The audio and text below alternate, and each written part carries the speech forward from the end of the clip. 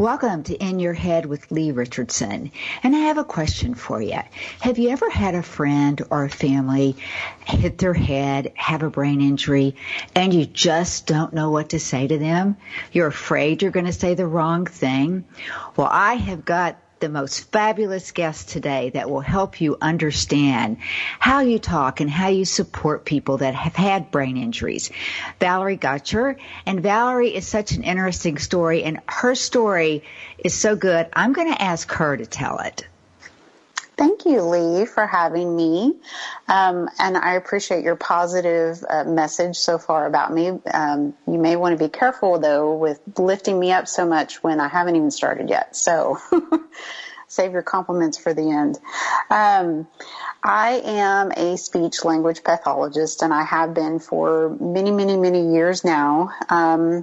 I'll take a little step back into my professional history, because one thing a lot of people don't know about me is that I also worked for Child Protective Services in Dallas County for a few years before I got my master's in speech pathology.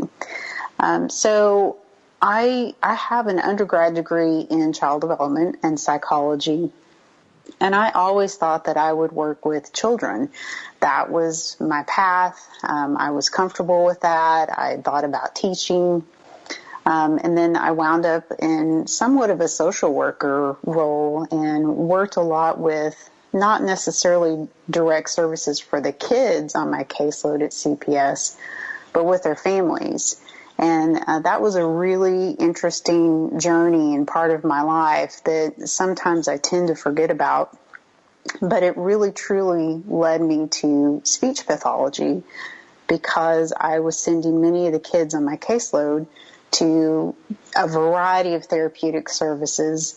A lot of the children I worked with had experienced neglect, more so than physical abuse or sexual abuse. But it was a really, really interesting time in my life to get to know community resources and to learn more about therapy disciplines. So in grad school, again, I was on that track of working with children. I was assigned about halfway through to the stroke group at our clinic at UNT. And are you a UNT graduate also? I am. I've spent my time there. I've spent a lot of time there, too. This is where I got my undergrad as well, so go Mean Green.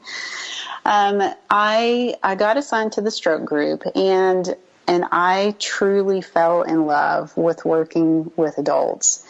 I never turned back. After I started working with my stroke clients at the clinic, I also worked with a couple of younger traumatic brain injury survivors at the clinic.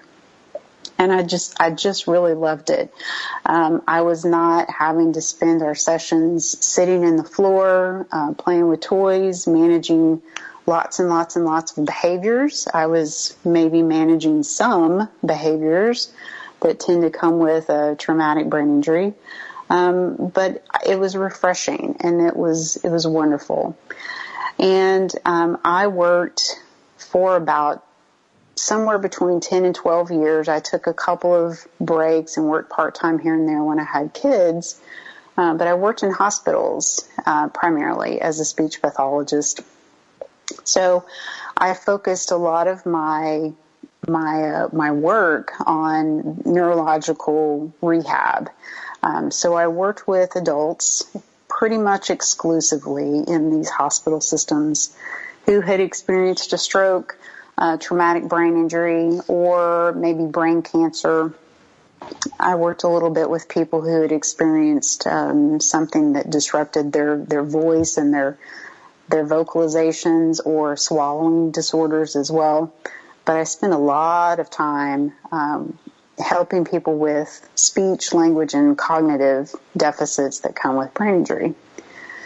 So I was very ambitious at that time. I was younger. I loved the ideal of, kind of saving the world. I was in my early 20s, of course, and, we all come out of grad school and we're like, oh, yes, I'm here to help and help and help and help. And because of that ambition, I took over the support group at the hospital that I worked at. And ultimately at another hospital, I took over that support group when I made a transition there too. And what I was hearing from our support group attendees, so many of these folks had graduated, if you kind of lend yourself to that term, we would call it a graduation. When our patients would leave the rehab portion of their recovery, they would graduate, and, we'd say, hey, you're ready for the world now, go back and live your life again. And then these folks would come back to our monthly support group, and they would tell me how much they enjoyed the group, and it was just the highlight of their entire month. And because I was young and ambitious and maybe not really seeing the larger picture quite as well as I do now, I just took that as a really high compliment and patted myself on the back a lot and said, oh, I'm doing so great with this support group. Everyone's getting what they need. But I kind of started listening a little bit to what they weren't telling me at that time also, because all of our folks who had graduated, I started asking questions. Well, what else are you doing other than coming to this group? And I got a lot of answers that I really didn't like. I didn't hear my patients who I really felt could go back to work. I didn't hear that they were doing that. I didn't hear that they were finding volunteer opportunities out in the community. I didn't hear that they were keeping up with their exercises. And then I started seeing that we'd have patients come back to our program for what we would call a tune-up. Or maybe a stroke survivor had had an incident like a fall, or maybe they had had a TIA, which most people refer to as a mini stroke. And they would come back to our program for these tune-ups. And I felt like we kind of kept restarting this whole rehab process again with some people. And then I started realizing how depressed a lot of our folks were, and that one day on the calendar every month was absolutely not enough to fulfill their lives. That was a lot of stress for them to handle, and it was also a lot of stress for their families and their caregivers that you had mentioned in the beginning, kind of helping people who help to take care of individuals who've had a stroke or a brain injury. How do they help them through? So that's kind of where my journey with the organization I now run begins. But I'm gonna take a little breath and see if you've got a question for me so far. Well, your listening to you brings up a memory, and it's a memory I have. My mom passed about 15 years ago, and the very first time I knew that she was in trouble, I went over on a Saturday morning, and she knew I was coming, and I'm beating on the, Mom, I'm here, and she's not answering, and of course I have a key. So I said, well, I know she's awake, but I let myself in, and I find her on the floor, almost struggling, trying to crawl to the front door, and she had had a mini stroke. And it was the most, that memory still puts cold chills up and down my spine. It just broke my heart because she looked so destroyed. And so we got her up, and we got through it. That was the beginning of the end, so to speak. And during that time, I struggled. I didn't know. I could see she was having cognitive issues. I could see she was confused sometimes. I could see, that vacant stare, that deer in the headlights. I would see some of that. I could see, sometimes she'd stand up real fast, and I could tell she's kind of lost her vision, her balance. And she a lot of times would say my vision's blurred. So I could see all these things, and I really did not know how to help her. I mean, I certainly wanted to love her through it, but it takes a little bit more than love. So, listening to you talk about what you saw in a support center, it brought Mom up in my mind. And, I see brain injury in my business a little different. I see a lot of sports concussions, and I see a lot more people that have just fell. And I've been in ICU twice with brain injury as a result of falls. So I certainly understand and recognize that there are those types of brain injuries out there. But I'm just amazed at how broad it is, because when you think about it, it's not just strokes, car wrecks, falls, sports concussions. There's things like go unreported, like domestic violence, child abuse. And when you talked about being part of CPA, that raised a question in my head. How much brain injury did you see there? Sure. I'm sure that we saw it, but maybe didn't have the skill at that point to recognize what brain injury was, whether that be with the children that we worked with or with the adults who were in the home. Most often it would have been the mother who was also a victim of domestic abuse in those situations. And at that point in my career, I certainly didn't have the knowledge to recognize what traumatic brain injury might look like. But I certainly learned it as a speech pathologist. Let me just say first that I'm very sorry to hear about your mother. That's not a story that's uncommon, and you know that, of course, just as well as I do.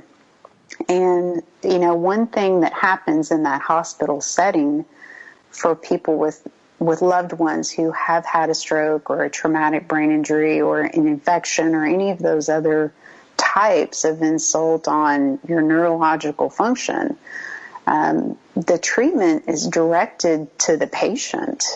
So that means that the caregiver is kind of out there navigating all of this on their own. And that is very, very difficult.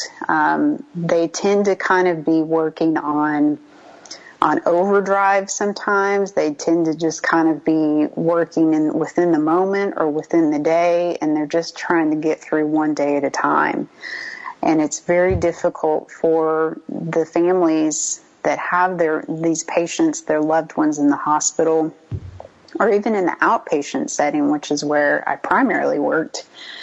It's really hard for them to take a step back sometimes and think about, okay, I know today is going to be rough, or maybe today we're in this pattern now of get up, get ready, go to therapy, come home, have dinner, rinse, wash, and repeat, do the same thing the next day.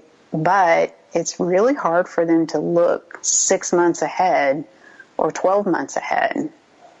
And because as a practitioner, as a speech pathologist, and my entire team that I worked with, we're focusing our efforts on the patient. So the caregivers just kind of have to figure it out on their own. Well, and speaking as I was in that spot, and it was very frustrating. It was overwhelming on some days. And you have to support the process. But if you don't understand the process, it's hard to do. And I think that kind of leads in maybe to why you formed BIND. Sure. A lot of people ask me, why did I do this? And sometimes my first thought is, well, I formed a nonprofit organization for the same reason why everyone else who starts a nonprofit organization starts one. And usually it's because we're mad. We have this realization at some point that there's something really broken within our communities, and we see a way to fix it. And that's really how I felt. Time and time again, after hearing our patients and hearing our graduated patients talk about how their day-to-day lives lacked purpose, how the financial strain of not being able to go back to work was ruining their families, the stress and social isolation that came with an acquired brain injury. I just kept hearing this, and I thought there's got to be something out there. There's got to be a way that we can bridge the medical process of recovery to contributing community living again. how can we bridge the gap and make these people more successful in the community, make them feel that, make everyone else see that they have something important to give, and then, of course, serve as an agent to prevent them from slipping backwards and prevent them from needing those tune-ups and getting back in therapy again. Well, you mentioned early on that one of the things that the reoccurring symptom was depression. And that's, in my practice, I've seen that brain injury links to your mental health so strongly. And I have a funny story. A gentleman, he was in a car accident, and he was in the hospital for a year. He was the only person in the car that survived. He goes hospital for a year, outpatient for a year, and he ends up on my door. And he was referred by another practitioner. And because of that referral, I didn't necessarily I didn't look at everything that I normally would have, because they said, this is what his problem is this is where he needs help. So I said, okay. So he comes in after the fourth session, and he says, I want you to see my dad. And I said, well, okay, I didn't know your dad was in the car accident. And he said, oh, he's not. He said, but he's so depressed. And I said, well, okay. I said, the practitioner that referred you to me never mentioned depression. And I said, that's my bad. If I would have done my normal assessment, I would have known that. And he's like, well, it doesn't matter. I'm not depressed anymore. But it's always there. And I think that we focus on, as practitioners, we focus on other things. One of the things that I always focus on, and I think the truth is in the history. So, okay, you came in, you were in a motor vehicle accident. Have you ever fell from 3 or more feet off the ground? Have you ever fell down 5 or more stairs? Have you ever fallen off a bicycle without a helmet? Because, it's not just that one incident. It's what's led up to that. And after my first brain injury in ICU, my brain was still so vulnerable that when I fell again, it had a much more significant impact on me. So the tie to that mental health, when you said that about depression, I said, just the bells went off in my head. Absolutely. Yeah, for sure. And the second impact or the second occurrence of a brain injury or a concussion is something that's still a little bit mysterious, but with all of the attention and focus that's gone into sports-related concussions, we're learning a lot more about that. What I think is really interesting about the incidence of depression in brain injury survivors is that over time, those numbers rise, and it's dramatic. We're talking about maybe 5 years from the time of their injury or 3 years from the time of their injury. And it's really kind of puzzling because from the outside perspective, we're talking about looking at a person who maybe they were confined to a wheelchair or could not speak or could not swallow initially after this injury, or maybe they were in a coma. So, even taking a step further back, from the outside perspective, this might be a person that has gone from relearning all of those things over again to someone who's now walking, talking, swallowing normally, maybe even driving, able to read and write and all of those things again. So for most people who look at a person from those eyes, you don't see depression and you don't see anxiety. You see all the progress that they've made. And it's not that they don't see that progress as well, but over time, they're more likely to become depressed, even though their brains and bodies have healed so dramatically. Well, I think that's fascinating. I think that what to me is so fascinating is that injury is a trauma, and trauma lives in the subconscious part of the brain. On a conscious level, we can say, you know what, it doesn't matter anymore. I'm over it. I'm well. I can drive again. I can do this. I can do this. So I just can't think about that right now, and we'll just try to push it away. Sure. But what lives in your subconscious, you remember that through your senses, what you saw, what you felt, what you heard, what you smelled, what you tasted. All those memories are in the body. They're in that autonomic nervous system. And that's what throws that puts you in that fight or flight mode. You either get hyper aroused and you get anxious, you're thinking something's going to happen, I'm not going to have a good day, and that get into that hyper aroused state, or you get hypo aroused and you just kind of go numb and I'm just too tired. I can't think about doing that today. So I think that what happens at that subconscious level, even the person that's had the injury is really not understanding. They're not processing it on the level that maybe they need to. And of course, I think that's my counselor coming out in me. But because I do think you have to process trauma, whether it's emotional or physical, you do have to process it. But other people, you say, so how are you doing, Leigh? Fine. Okay, well, great. You were able, I understood you, you answered. It's confusing. Sure. And the other thing, too, that I learned in a mental health first aid class, I just love this saying in talking about trauma, is that trauma is in the eye of the beholder. So it's not up to any one of us to judge the level or the degree to which an action or an event could really affect someone. That is all internalized within the individual. And I just kind of I've held on to that phrase, trauma is in the eye of the beholder. And you mentioned lack of processing too, especially early on. And what we would see too in the rehabilitation process is that we had the opportunity to work with people when they were making a lot of gains pretty quickly, actually. And not just a lot of gains quickly, but big monumental things like going from a wheelchair to a walker, then to a cane, and being able to walk unassisted. Those are really big monumental gains for someone who's survived a stroke or a brain injury.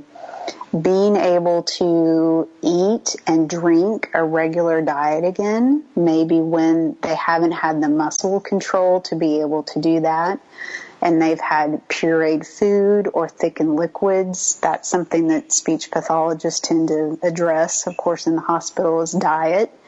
That's a huge gain to be able to eat and drink what you want to again, or go to the bathroom without someone standing there or holding your hand or helping you because you can't physically navigate yet. Those things happen in the first several months after a brain injury for most people. And of course, I'm talking about pretty significant injuries and not necessarily just your standard single incident sports concussion. I'm talking about what I saw in the hospital setting. But then, those gains don't tend to be as big as the timeline in their recovery, along their recovery. And I think that sometimes that can feel very disappointing, like, I don't have something big to celebrate now, or my foot still feels this way, or my hand still doesn't work yet. And, when is that ever going to happen? And maybe they tend to get really focused on the things that still don't work in their bodies or in their minds. But then, of course, the other thing that bind really, really addresses at its core is social isolation. So, I just feel that some of what we see and hear about from the depression and anxiety front from people who've had a brain injury is that they become very isolated once they finish the rehabilitation process. And that's a big part of what we need to do to help them, pull them back out of their homes and out of those four walls, that they've kind of lost their sense of purpose and don't have a cheering crowd around them anymore. Well, I know that your organization has been shut down, as many organizations have recently, but on a typical day when Bind, Brain Injury Network of Dallas, was up and running, what did that look like for somebody? I mean, I'm sure it looked different than going into a hospital setting. It's very different. And a lot of people really do expect that a program like Bind, which is based on what's called the Clubhouse model, they expect to come into a clinical setting, but it is not like that at all. Bind operates like a typical office, except what you're going to see in a brain injury clubhouse like ours is that the office is being run by people who have disabilities. Well, that's very different, because usually it's the people that are therapists or rehab people that are there. And so it sounds like that approach is really getting people involved that understand. I understand because I've been where you've been, and I've had those struggles. So it sounds like that with what you're doing with Bind, it's more interactive and it gets people integrated and involved. And I think that, it'll be interesting to learn more about where Bind is today. Right now, I know you're doing everything virtual online. Everything.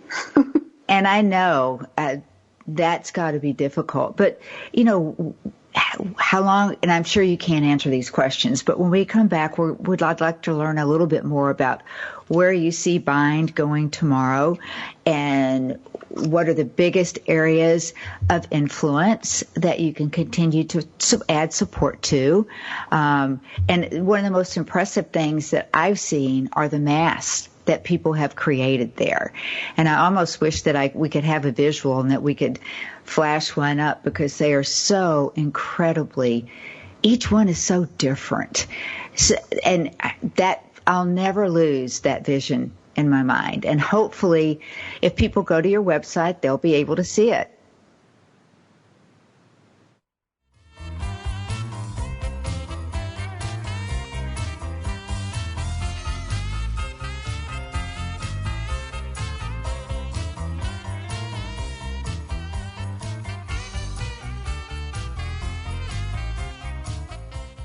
If you're ready for a big change in your work, your career, your happiness, your life, it's time for the $1 Million Mindset with Marla Tabaka. Monday afternoons at 2, 1 Central on TogiNet.com. Marla believes that with the right mindset, anything is possible. Join us as successful life coach Marla Tabaka inspires you and her clients to explore, discover, and live your dreams by developing what she calls the $1 Million Mindset. Marla will inspire you to take action on your dreams and reveal secrets to success that will help you realize your own unique power. Tune into the $1 Million Mindset for heartwarming stories with Marla Tabaka. Learn tips and tricks to building a successful business and unlock the secrets to creating a happier, more balanced life through abundant thinking and attraction power.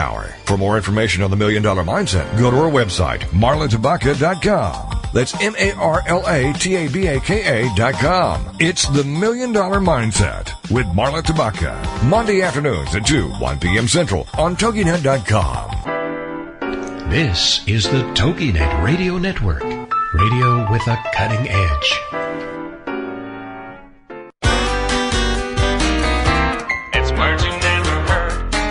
Year, the United States Postal Service successfully ships over 160 billion packages and letters, with bills traveling through the mail at twice the speed of checks. Automated sorting machines read zip codes and directs the mail to the proper destination. But last year, they failed to read some 2.4 billion pieces of mail, all because of cacography. That's bad handwriting. So what happens to all that errant mail? The post office hires more than 700 postal clerks to decipher the most difficult ones. When a sorting machine discovers an illegible address, it scans and sends a digital image to the clerk's computers. Amazingly, the average clerk can crack the code in just 3 seconds. Not everyone can keep up, though, as management at the post office is always pushing the envelope. It's words you never heard. I'm Carolyn Davidson, and you can have fun challenging your words you never heard vocabulary with my free app, Too Funny for Words.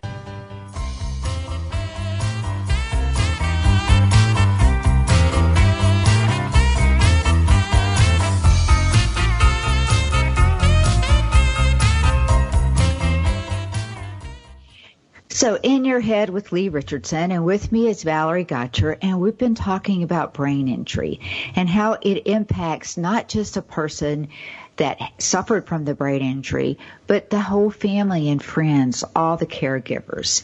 And Valerie has created BIND, Brain Injury Network of Dallas, to add support to everybody that's impacted. And right now, BIND is in a virtual mode, but continues to be very, very active. So do you go online every day, Valerie? Pretty much, yes, we do. We made the transition to virtual programming really quickly. We had tightened up a lot of our communications, made sure we had the right contact information for all of our members. We serve about 70 people right now in the program at minimum, and those are people who we see or hear from at least once a week.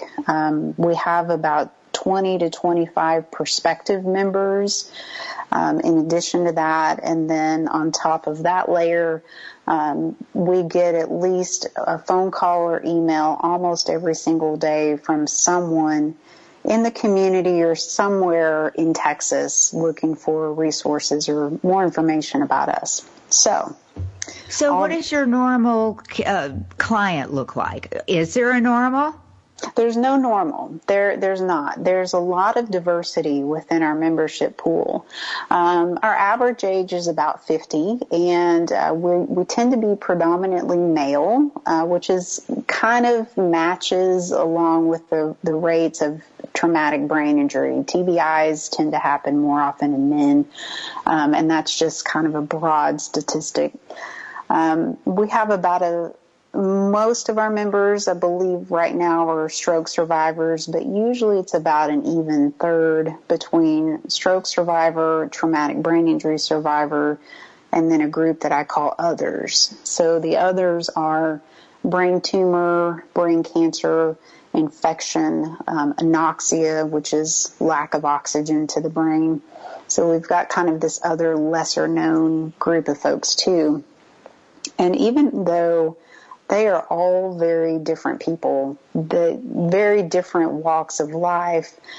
We have folks who are attorneys, who were corporate trainers, who were teachers, who were nurses, who were high degree earners. We have a gentleman who was a colonel in the Army. We have a few other veterans as well.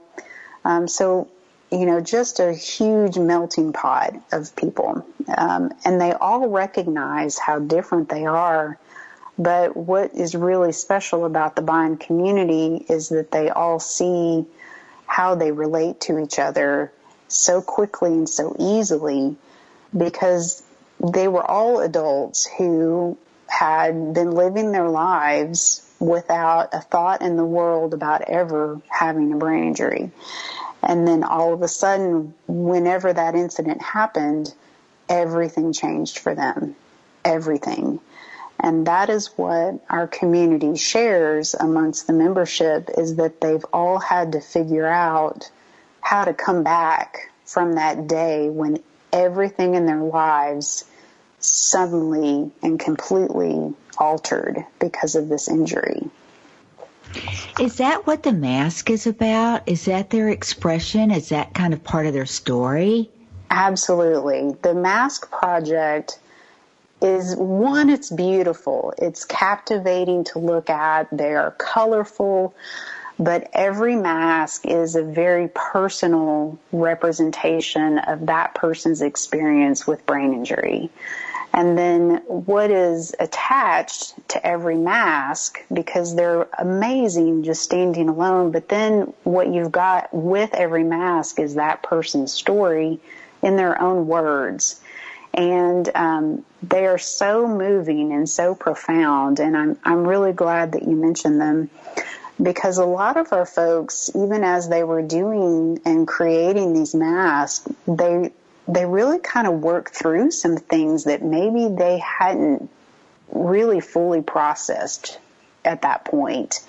And maybe some of them, it was a very positive experience to reflect back on, this is how far I've come, and this is how I felt when I first woke up in the hospital and didn't know what was happening. You know, this is how confused I was, or this is how isolated I felt. This is how broken I was, and maybe this is what they made their mask look like. But then some of them made their mask very, very positive and uplifting and focused on all the good. So they are all very uniquely different. But it is a really profound thing to see all of these things together. So that is called the Unmasking Brain Injury Project, that we've been participating in for probably about 1.5 to 2 years now. But it's actually a global advocacy effort to bring attention, awareness, and education to the sheer number of people across the globe who experience an acquired brain injury every year and every day, but also to recognize each one of these people as an individual, as a human who has feelings and experiences that we could all really learn something from. And you mentioned where you could see the mask. All of our member masks are uploaded into this main website called unmaskingbraininjury.org. And you can see and learn about people who have put a mask in their story up all over the world. There are many countries that are represented now in many, many states in the U.S. where people have uploaded images of their mask, and they are absolutely worth checking out. Oh, please, I encourage anybody and everybody to do that, because it was one of the most breathtaking things I've ever seen at the fundraising event. I walked in and there were all these masks and these stories. And, you know, some I could see happiness in and some I could see sad. And it truly is a story. It's the most creative art that I think is there for brain injury. Absolutely. And we're going to do all of that again. We are set this year for our Beyond the Mask Gala. Is set for November 20th, later this year. So we definitely, we feel like the theme is worth exploring again and again, because they do make such an impact on people when they see these and learn about not just that story and the artistic, beautiful representation of their journey, but there's a person that is attached to that project. And the gala gives us an opportunity to bring our donors and our supporters together alongside with the members and really celebrate life. So that, to me, I was so impressed with, because it touches on the emotional aspect of it. And there's emotional, there's logic, there's cognitive, and then I'm sure a big part of it that you guys touch on is the physical. Sure, we do.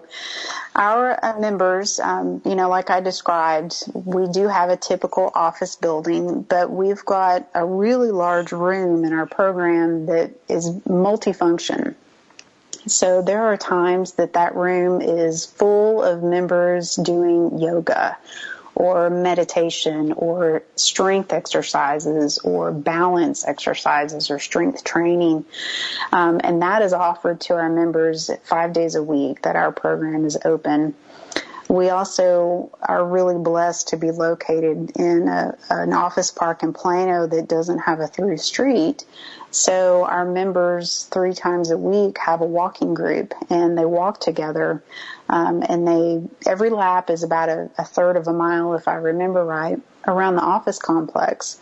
And we usually have an event in the spring. Of course, with COVID-19, we've had to rework that a little bit, but it's called Synapse Laps.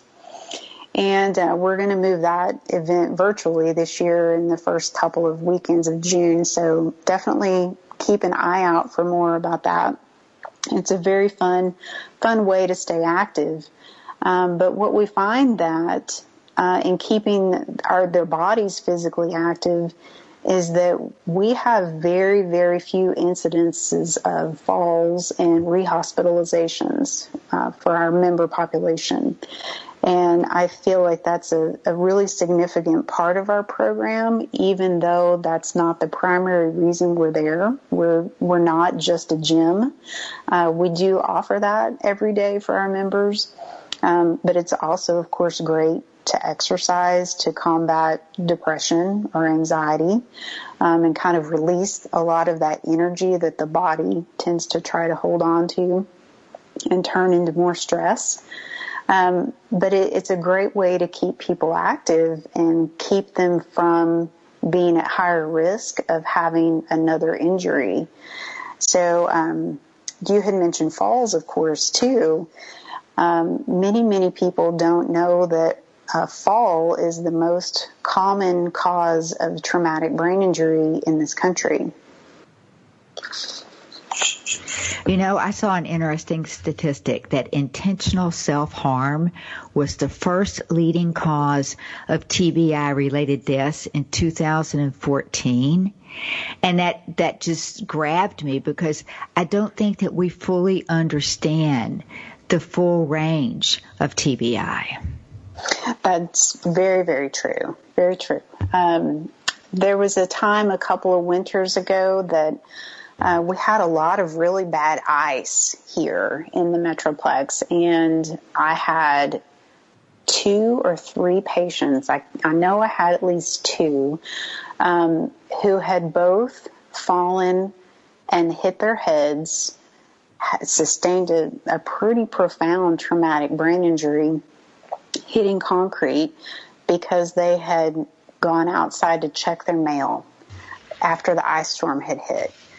And I thought, you know what, it's just not worth it to check your mail, but, you know, and I think we're all experiencing a little cabin fever lately as well, but, you know, the pull just to do something that you normally do every single day, even though there's ice everywhere, these gentlemen still wanted to get out there and check the mail. They knew it was there and took the risk, and both fell and wound up in the hospital with a traumatic brain injury. And that's, you know, it's impacted probably every aspect of their life. I mean, when you think about a lot of the brain injury people that I've worked with, they've like, I've never had these ruminating thoughts. And now I do. And these thoughts, they just keep looping, you know, around my head. Or I used to sleep really well, and now I have crazy dreams. I have nightmares. I have flashbacks. Sometimes I'll hear these voices or noise in my head. And wow, when you think about, was that worth it? And it can affect you. I've had people say, you know, I stand up and I'm just spinning, or I'm so dizzy, or I'm tingling all over. And it's amazing to me what brain injury can do. That is so true. And I think that stems from the fact that most people don't understand that the brain is responsible for everything that we do. And every feeling that we have, whether it's emotional or whether it's how hot is the water that's coming out of the faucet so I don't burn my skin feeling, you know, those sensory issues, these are all functions of the brain. Your vision, your perception not only of how far away is something that I'm trying to reach, but your perception of other people's emotions. Those are all functions of the brain that we don't necessarily completely fully understand. And the more people that do have at least some broad understanding of that are more likely to be cautious and wear a helmet, for example, when they're riding a bicycle, or maybe even wear a helmet when they're snow skiing. You know, my kids have, of course, grown up with me telling them and preaching to them and being very cautious and probably more of a mother hen than most moms are, because this is the field I work in. But my kids have the most elaborate, largest helmets of any kid in my neighborhood, which, sometimes just kind of cracks me up, because they look like they're wearing dirt bike helmets and they're just on a little scooter going around the neighborhood. Well, that does my heart good, that to hear you say, because you understand how important the brain is. And when you have a trauma, those frontal lobes, they just completely shut down. You've got the left side of the brain. That's where your logic, that's where you make sense of things. And that's what helps us move forward in normal life, helps us get through all the trauma. And the left side works best when we're not in that fight or flight mode. Sure. And what you've seen and worked a lot with is how trauma inhibits language and logic. The left side of the brain is what's biased for the positive, and that's really your prefrontal lobes. And then you got the right side of your brain, and we all tease about that. Oh, that's emotion, that's love. Well, that's also your traumatic memories and survival response. That's the side of your brain that's responsible for assessing the danger. 2/3 of the cells on the right side of your brain, they're scanning for threat. So the right side is, it's biased for the negative. And it increases that activity in your limbic system and your amygdala. And that's the problem, because the left side can't plan, can't problem solve, can't understand, and the right side can't calm the brain down. That amygdala, that emotional center, is driving the thoughts, the feelings, and how we respond to things.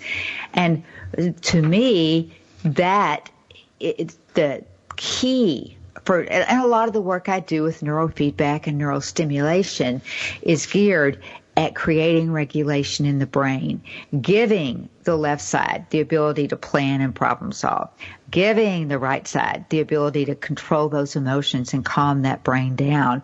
Because I have yet to meet somebody that has not had a significant emotional impact after their brain injury. Even after, you touched on this earlier, even after they get better, they can walk, they can talk, but emotionally, they still feel the trauma. And that's our biggest challenge for bind members, really, is, I think I posted the other day on Facebook, I interviewed a few of our members for just a little bit of a Giving Tuesday, and wanted to share their perspective on why they really love Bind as an organization.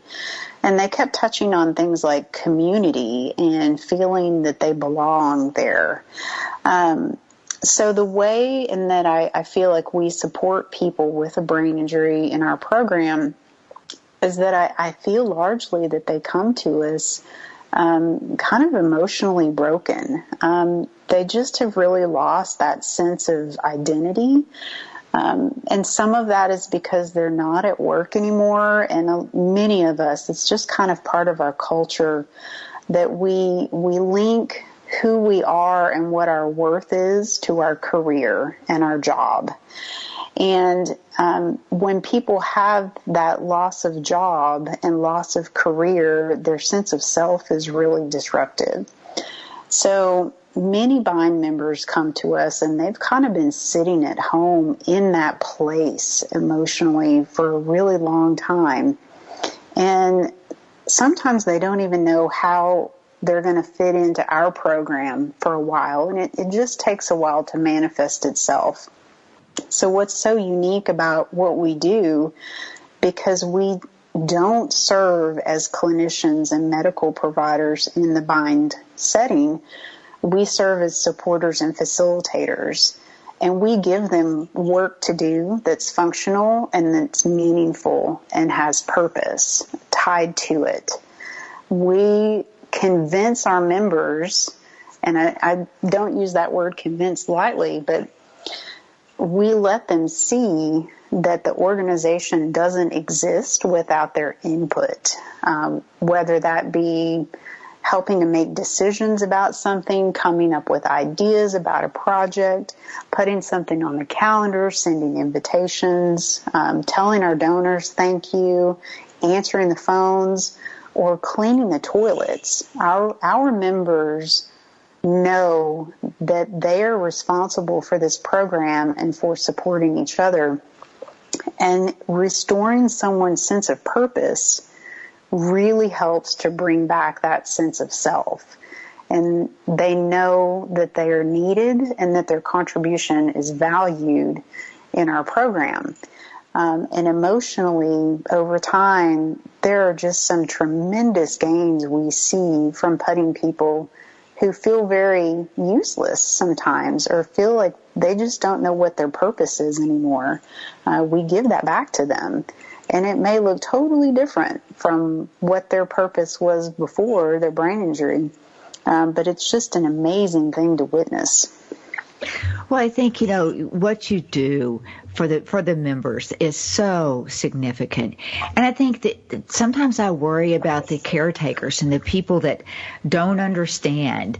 And, I always want to kind of help people. The people will say to me, what can I do? What can I do?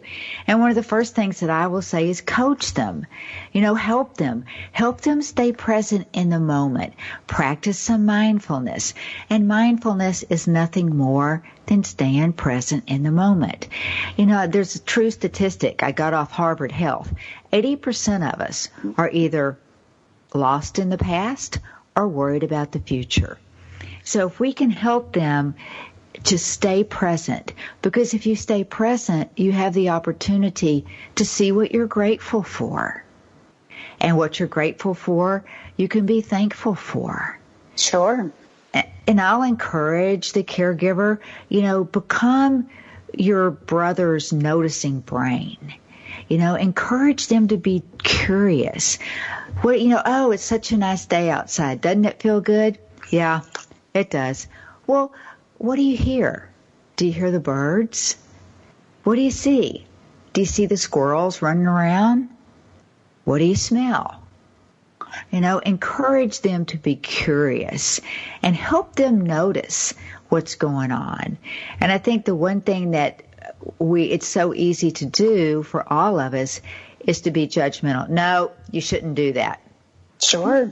and stay away from that being judgmental. Mm-hmm. And I think part of coaching them is helping them understand what fundamental self-care is all about. Exactly.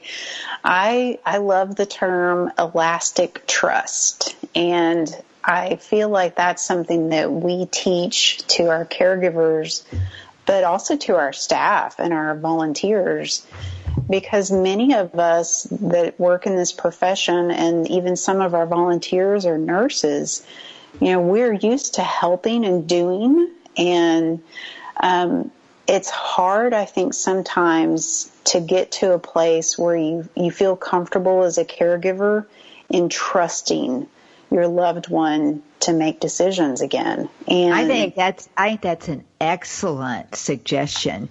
Do you have any others? Yes. I think it's important for people to understand grief, and not just from the survivor's perspective, but from their own perspective as a caregiver. And I say all the time that grief is very fickle. Even though we may understand the stages of grief, we all experience those stages at different times and on different timelines. I think that's a very good point. That if they can process that grief, they'll feel less overwhelmed with the trauma. That put it in the past, it's over, and I'm safe now. So, right. Valerie, we've got a couple of minutes left. If somebody wants to learn more about what you do or the program, how do they find you? Absolutely. I'd love for people to check us out on our website, which is very simple, thebind.org, THEBIND.org. People can email me directly. My email address is also very simple. It's valerie@thebind.org. And then, of course, we're very active on social media. We're very active on Facebook and Instagram and Twitter, and I can be found on LinkedIn as well. Well, I encourage people to check you out because you have much, and Bind has much to offer from all of us. And when you stop and think about it, everybody has a friend or a family member that's had a brain injury. And we tend to think, oh, they're over it. But maybe we don't understand how they behave. So, Valerie, thank you so much for joining me today and just helping the general public see that there are resources out there that some people think, well, I don't want to go back to the inpatient or the outpatient, but there's something out there that can help everyone. And I encourage people to encourage your friends and family to understand that, as I said it before, the trauma is over and I'm safe now. Thank you. Thank you so much, Valerie, for being here today. Thank you, Leigh. I really appreciate the invitation and the time.